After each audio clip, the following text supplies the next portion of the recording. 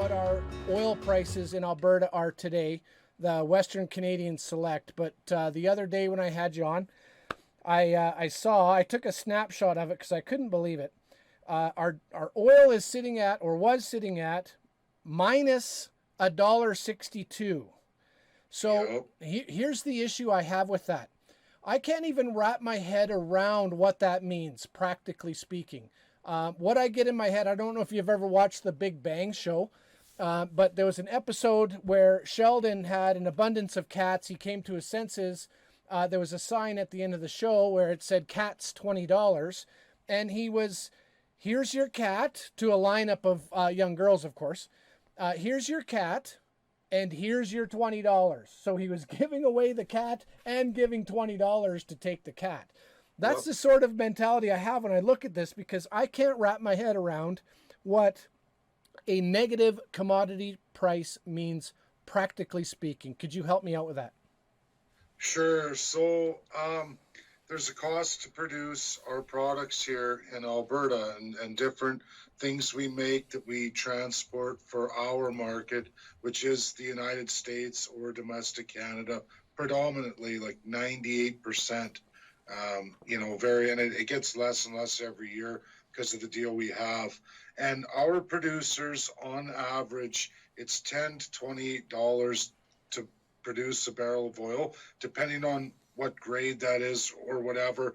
Majority of that oil is our WCS, and WCS affects all prices. So when you see what happens at WCS, that's the telltale. That's Western Canadian Select. So let's just look at it that our major producers at that $10 to $28 cost for a barrel, right? So when our prices start to go below $28 a barrel at WCS, some products are already losing. When it goes below $10 a barrel, almost everything is losing money, almost. And and then there's the Canadian oil as well, but that's falling too. But Western Canadian Select is the real marker here. So what's happened is we take Western Texas Intermediate, okay, or West Texas Intermediate, and that's the benchmark. And what happens is we get a value against West Texas Intermediate because Western Canadian Select is only sold to the United States. We don't sell to anybody else.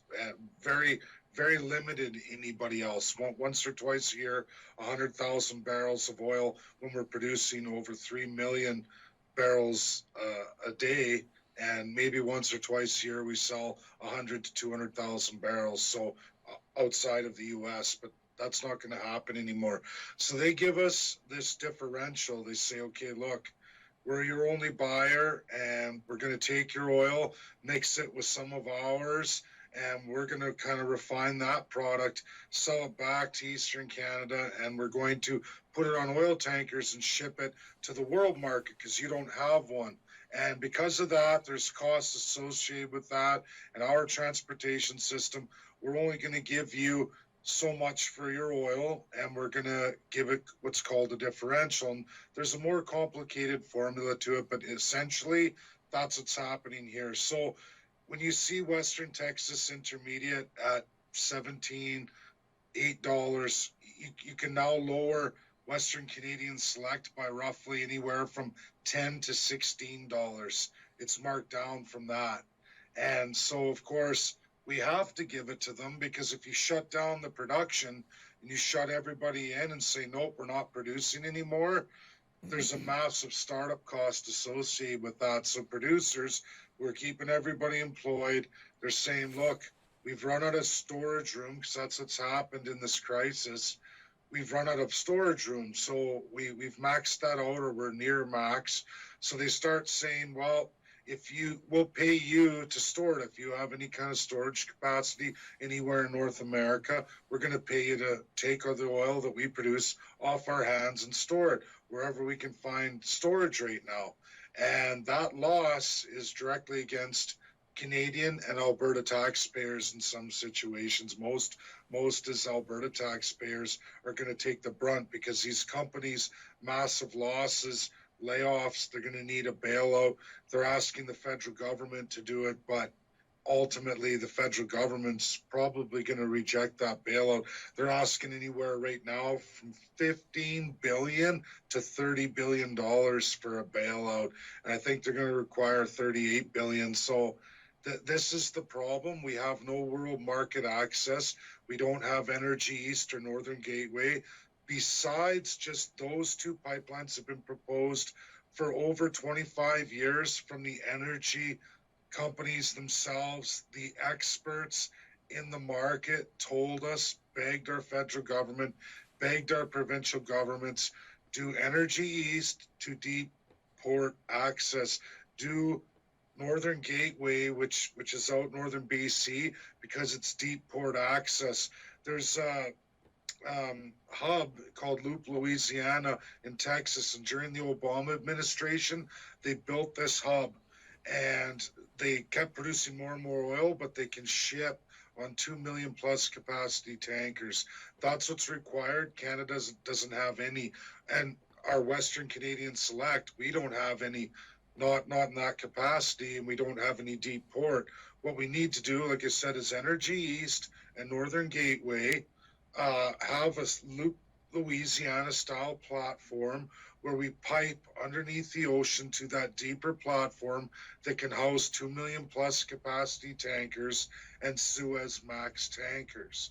If we have that in place, or we at least lift regulations, meaning scrap Bill C-69 and C-48, which ultimately landlock and forbid our oil out to the coasts in that capacity.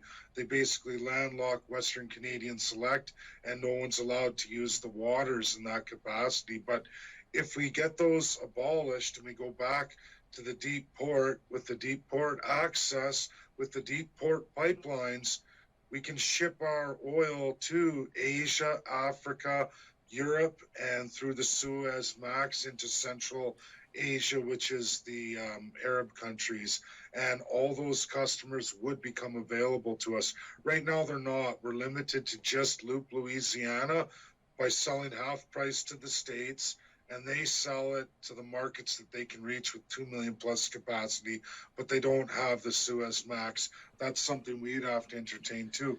As an independent nation, we could do that, and we could get that done, and there's a whole world set of laws that allows us to do that. I would love to do it inside Canada, but Canada refuses to do that. They've landlocked it.